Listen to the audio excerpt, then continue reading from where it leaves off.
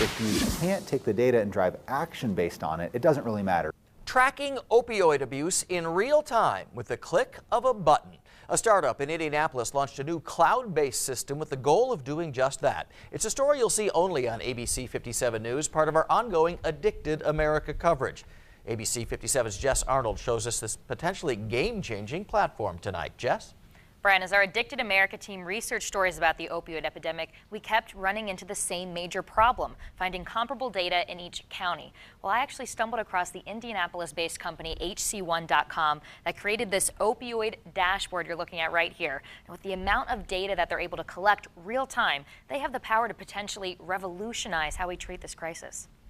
I think with the cloud today, you can live in the world of what's possible much more so than you would have been able to do like 10 years ago. This building looks pretty unassuming, right? Well, inside this Indianapolis startup, HC1, they've developed a technology-driven solution to one of the biggest obstacles in combating the opioid epidemic. Keeping track of who is using and abusing what drug where. In general, what's happening with the use of opioids is that it tends to be too late when we actually realize that there's a bad issue going on, that there's a negative trend happening. So we're looking in our rearview mirror to say, well, what happened over the last year in terms of, say, arrests and overdoses.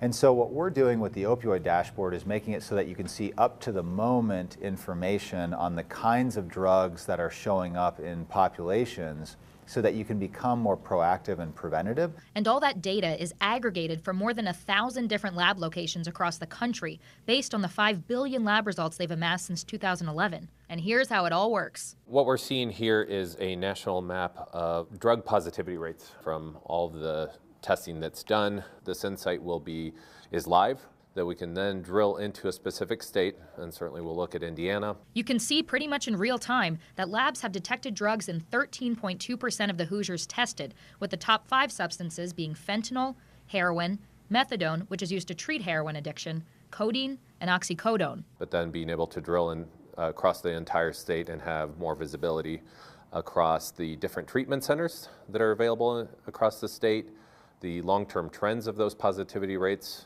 across the total patients tested, the positivity, the opioid-related arrests, and then opioid-related deaths, and see what those trends look like by specific drug. It's like if there's a hurricane coming, you want to look at the forecast and do everything possible to minimize the damage from that.